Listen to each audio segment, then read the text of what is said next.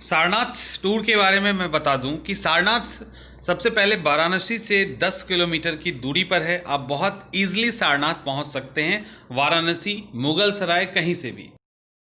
जो लोग घूमने आते हैं उसको खंडहर कहा जा रहा है यहाँ पे, यानी वो इन लोगों के लिए खंडहर है और लोग दूर दूर से घूमने आते हैं। मंदिर सारनाथ में सुबह हो गई है और आज मैं अभी सारनाथ में हूँ और हम लोग सारनाथ को देखेंगे और यहाँ पे धर्मचक्र परिवर्तन, धमेक स्तूप, इन सारे जगह पे घूमने की कोशिश करते हैं। कहा गया है कि सुबह 9 बजे ये खुल जाता है।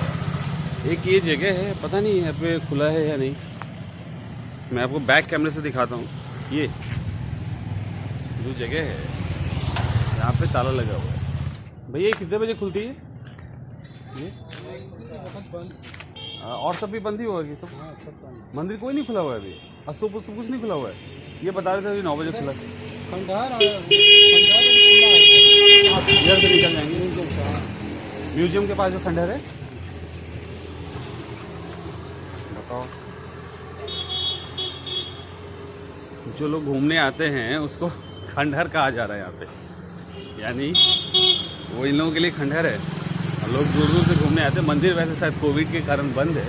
ये भी एक मंदिर है, मैं आपको बैक कैमरे से दिखा देता हूँ। Dharamshala Indo Japan Buddhist culture society registered, ये है धर्मशाला। देखने में कितना खूबसूरत है, देखिए।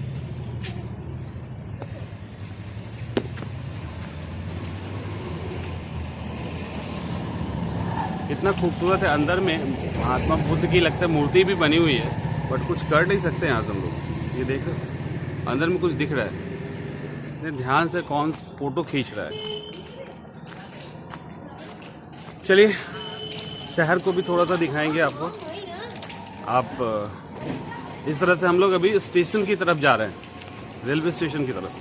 और सारनाथ, और अगर सारनाथ टाउन की बात करें तो बहुत ही खूबसूरत है। सामने मैं घूमा भी था, बट रिकॉर्डिंग नहीं हो सकती थी तो रिकॉर्डिंग नहीं किया। बट सारनाथ का टाउन बहुत छोटा है बट बहुत खूबसूरत है। एक एक करके हम लोग जहाँ भी जो चीज़ दिखेगा आज वो हम लोग देखने की कोशिश करेंगे।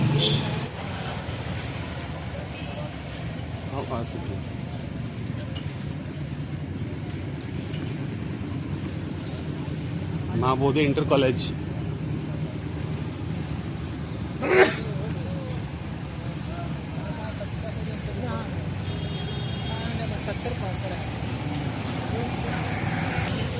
ये एक चौराहा है जहाँ से अलग अलग रास्ते जाते हैं और ये बनारस का ही एक छोटा सा सब टाउन कह सकते हो। आप देखिए, Sarnath temple, Sarnath railway station और चाइनीज टेम्पल, ये इस तरफ है। हम लोग इधर ही जाएंगे। और 0.6, अच्छा सारनाथ के बारे में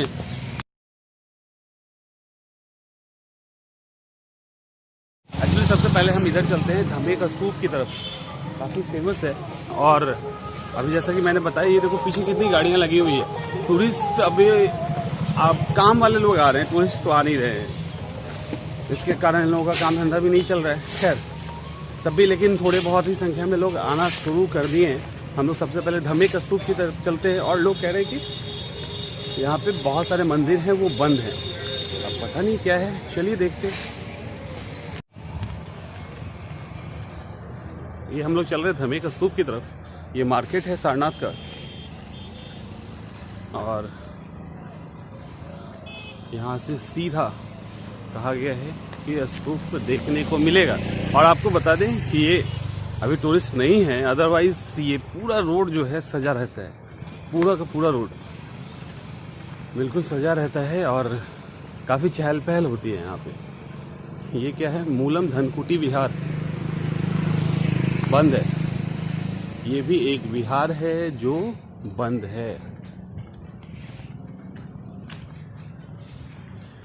सारा मतलब अभी टूरिस्ट प्लेस इट मीन्स नहीं खुला है,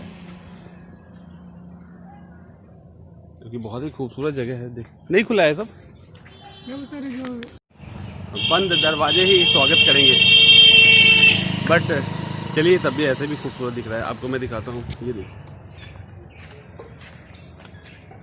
ये भी एक जगह है, ये बहुत खूबसूरत है। और बुद्ध धर्म संघ धर्मशाला है, बट ये सब अभी बंद है, सब बंद है।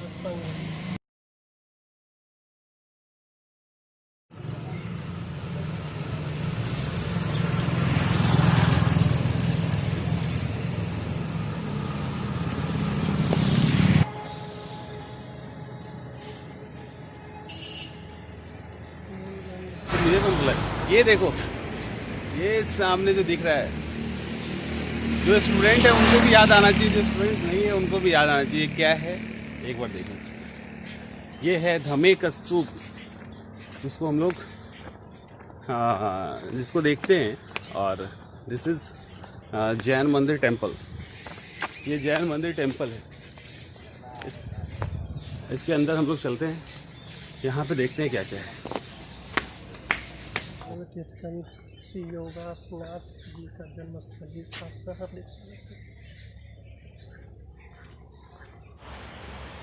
बड़ा ही खूबसूरत बना हुआ है। अभी हम लोग चल रहे हैं जैन मंदिर की तरफ, और जैन मंदिर के यहाँ पे लिखा हुआ भी है, पढ़ सकते हैं, 11वें तीर्थंकर भगवान सुरेंद्रनाथ, इनका जन्मस्थली है।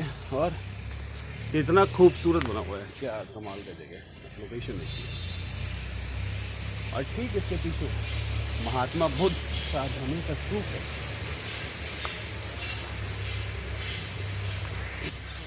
चलिए हम लोग अभी जैन मंदिर की तरफ चलेंगे। ये मंदिर है इसीलिए खुला हुआ है, और कोई और मेमोरियल होता तो ये नहीं खुला हुआ होता, मंदिर के कारण है। चल के हम लोग देखते हैं, आ रहे हैं।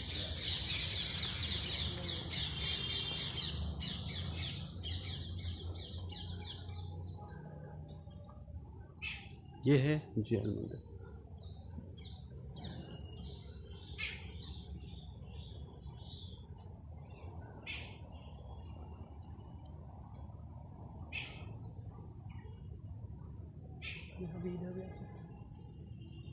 और यहाँ से सीधा सीधा धमेक स्तूप दिखता है। आप इसके अंदर भी चल सकते हैं, और क्योंकि अभी बरसात है तो थोड़ा सा मेंटेन नहीं किया गया है, क्योंकि लोग भी नहीं आ रहे हैं। तो यह श्री जितेंद्र वर्णी महाराज हैं, जैन गुरु हैं ये भी। और आइए अंदर मंदिर की तरफ चलते हैं।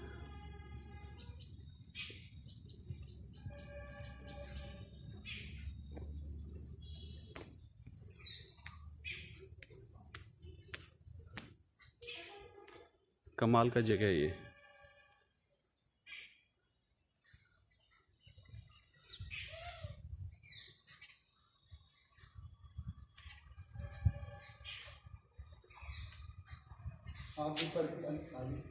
क्या करें नीचे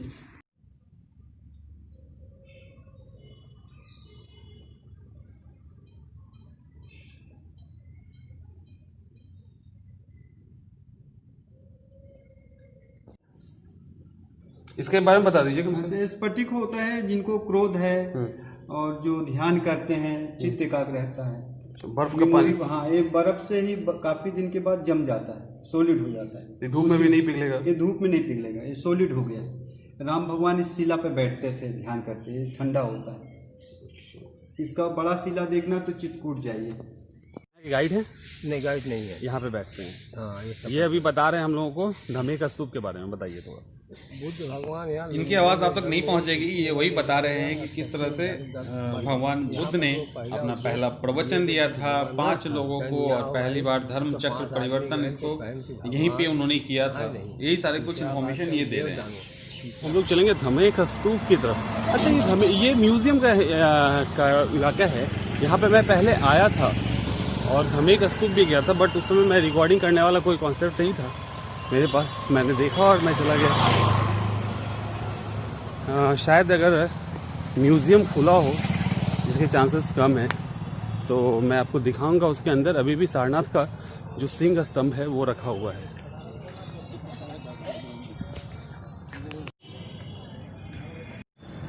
ये है धमेक स्तूप का गेट, और हम लोग देखते हैं एंट्री मिलता है कि नहीं।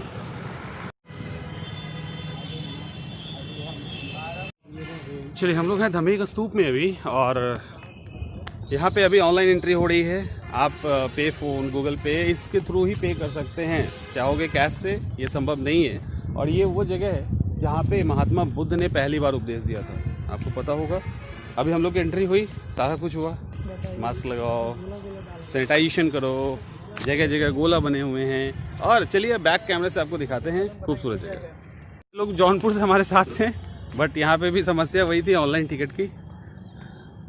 और बड़ी खूबसूरत जगह है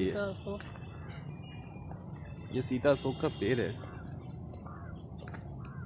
जौनपुर से सारनाथ ही आए हैं, एग्जाम पेपर देना है। आज़ाद पेपर है, पेपर था, हो गया।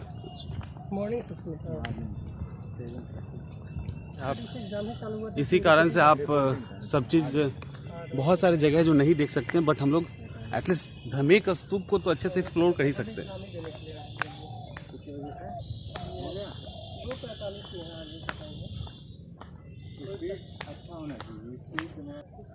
और आइए, एक खूबसूरत, बढ़िया है, बहुत अच्छा जगह है।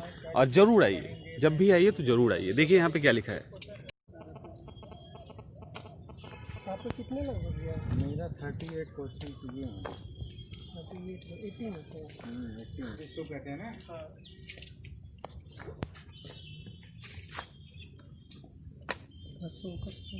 आपको बहुत डिटेल में इंफॉर्मेशन चाहिए, इसको स्कैन कर लीजिए, सारे इंफॉर्मेशन आपको मिल जाएंगे। तो ये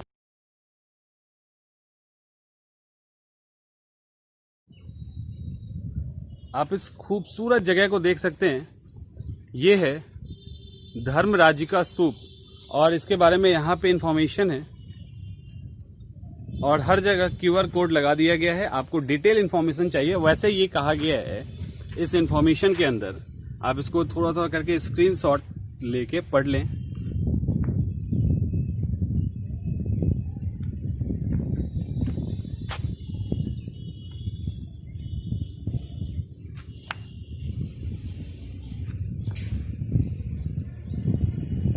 और ये धर्मराज का कहा गया है कि ये बहुत ही बड़ा स्तूप हुआ करता था, लेकिन ये बहुत बड़ा स्तूप था, लेकिन बाद में काशी नरेश, जहाँ यहाँ लिखा है इंफॉर्मेशन, चेत सिंह और जगत सिंह के द्वारा यहाँ से ईंटें उठा के अपने घर में लगा दिया गया, जिसके कारण ये छोटा हो गया है। तो ये है धर्मराजी का स्तूप, अशोक के द्वारा ही बनाया गया है ये भी। और इस तरह की चीज़ें यहाँ पे बहुत देखने को आपको मिलेगी,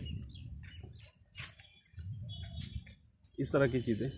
एक चलिए अब हम लोग देखते हैं अशोक का पिलर। आपको पता है सारनाथ का जो सिंह स्तंभ है, आज हमारा नेशनल सिंबल है वो, और वो आया कहाँ से, वो पिलर देखते हैं। और अशोका का जो पिलर है उसकी बहुत सारी खासियत है, आप लोग स्कैन करके उसको पढ़ सकते हैं। अशोक के पिलर की खासियत आप लोग देख सकते हैं। बट यहाँ पे अशोक का जो पिलर था वो कहा जाता है कि पूरी दुनिया में सबसे सर्वश्रेष्ठ था। क्यों? क्योंकि वो मोनो स्टोन था, और मोनो स्टोन था, एक ही पत्थर को काट के बनाया गया था। आइए देखते हैं अशोक के पिलर को। ये अशोक का पिलर है, और ये आप देखिए इसको, ये 5 पार्ट में है, पहला, दूसरा, तीसरा, चौथा, 5वां, और पांचों का पांचों एक साथ था। ऐसा नहीं था कि अलग अलग टुकड़े में है। इसी के ऊपर सिंह स्तंभ था, यही था जो सिंह स्तंभ था। यहाँ पे इंफॉर्मेशन दिया हुआ है, स्क्रीनशॉट कर लीजिएगा आप, यहाँ भी इंफॉर्मेशन है। और ये पांचों के पांचों पिलर एक के ऊपर एक था। कहा जाता है कि अशोक का पिलर मोनो स्टोन है, यानी एक ही पत्थर था, ये टूट गया अलग बात है, और पूरा सॉलिड हुआ करता था। इसी के ऊपर हमारा 4 सिंह स्तंभ है, जो अभी म्यूजियम में रखा हुआ है। बट म्यूजियम अभी कोविड के कारण बंद है, तो हम म्यूजियम आपको नहीं दिखा सकते हैं। अब उसके बाद चलते हैं, यहाँ के लोगों के लिए तो वैसे खंडर हो गया है, बट तब भी इसका बहुत इंपॉर्टेंस है। लोग दूर दूर से देखने के लिए आते हैं।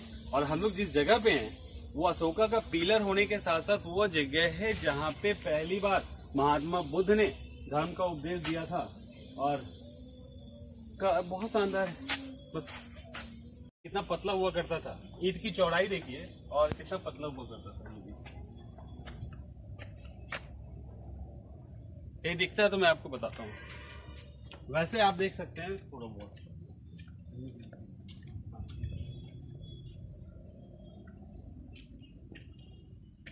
और इस पे मत चले जाना, ये टुकड़ा है, ये पत्थर का टुकड़ा है जिसको ऊपर से डाला गया है। ये है ईंट की साइज।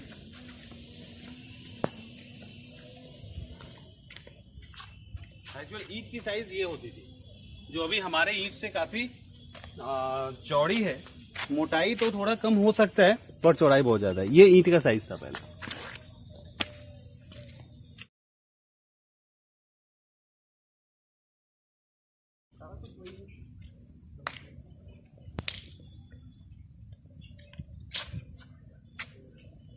ये भी बस वही मेडिटेशन का है।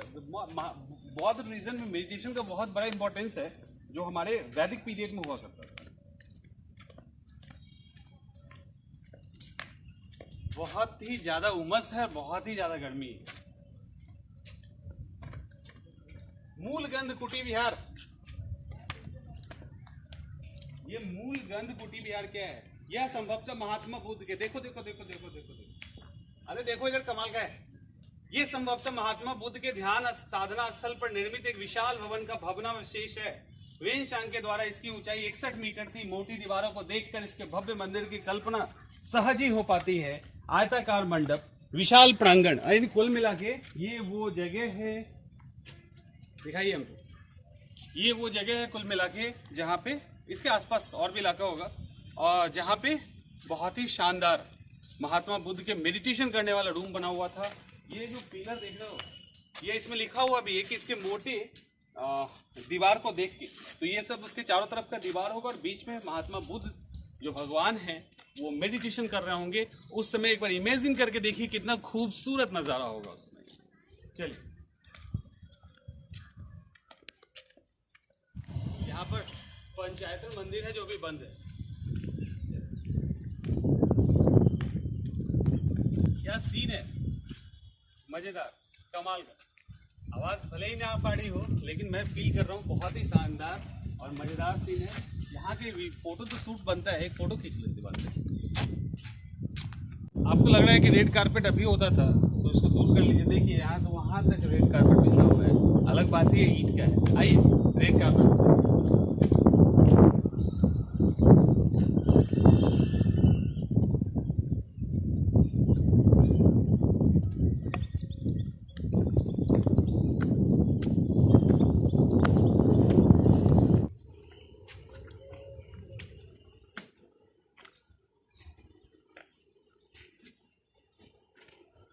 रेड कारपेट पर चलते चलते थक गया। अब हम लोग आ गए हैं अपने मंजिल पे, जो है धमेक स्तूप। मतलब ये है धमेक स्तूप, आपके सामने है। आइए इसको नजदीक से देखते हैं।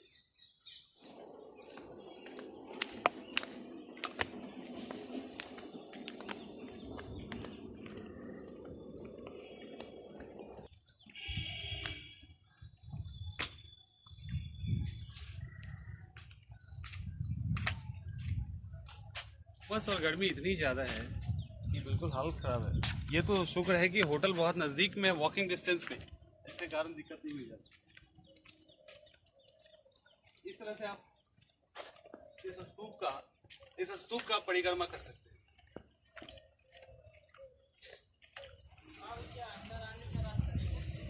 इधर से जाइए आगे, बाहर निकल के, और थोड़ा सा आगे जाइए तो गेट मिलेगा। अंदर है तो खुला ही है। इधर से बाहर निकल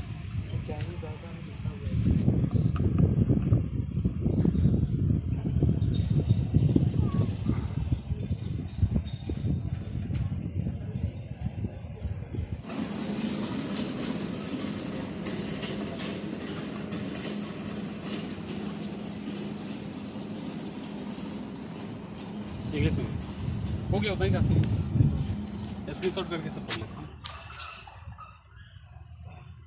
एक ये भी ब्राह्मी स्क्रिप्ट में इस स्तूप के नीचे, यहाँ पे ब्राह्मी स्क्रिप्ट में इस स्तूप के नीचे जो भी मिला है उसको यहाँ पे दिखाया गया है। ये है वही पिलर, ये स्तूप, ये बेलनाकार आकार में गुप्ता पीरियड का कंस्ट्रक्शन दिखाता है। यही वो जगह है जिसके बारे में कहा जाता है महात्मा बुद्ध ने अपना पहला महात्मा बुद्ध ने अपना पहला प्रवचन दिया था।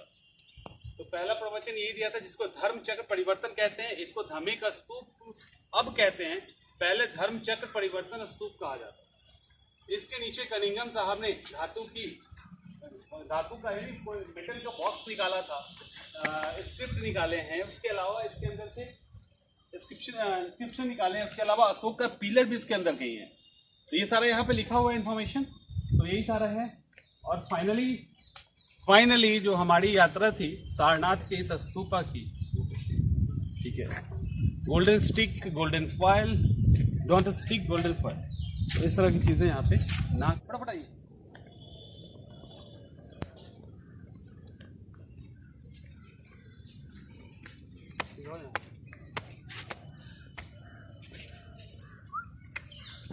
क्यों कितना सारा हिरन है,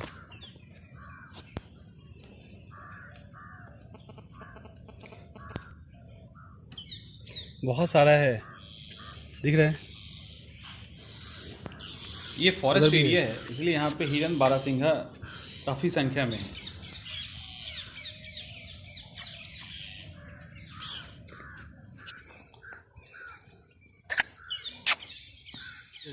फॉरेस्ट विभाग है का शायद प्रोटेक्टेड एरिया है और इसके कारण ये चीज़ देखने को मिल रहा है, बट टाउन में कहाँ मिलता है। देखिए उधर से भी, इधर से दिखाओ, उधर से भी सब आ रहे हैं। इन भाई साहब को देखिए कितना खुश हैं सारनाथ घूम के, स्माइल देखिए फेस पे। इसीलिए मैं कहता हूँ घूमो जरूर, खुश रहोगे घूम के।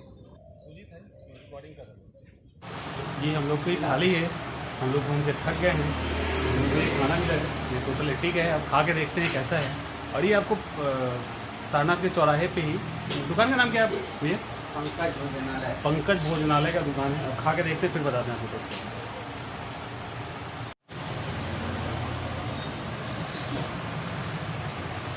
खाना बहुत टेस्टी, बहुत ही बढ़िया खाना है। आप यहाँ पे आएँ तो खाना एंजॉय कर सकते हैं। बहुत ही बढ़िया, सिंपल है, फ्रेश है और ताज़ा है। खाना सही में बहुत टेस्टी है। और यही है पंकज साहब, आप ही है ना? नहीं सर, मेरा लड़के का बगल में, बट इन्हीं का दुकान है ये। आप जब भी आइए सारनाथ, आप जब भी आइए तो यहाँ के आराम से खा सकते हैं। बहुत टेस्टी, बहुत फ्रेश खाना है।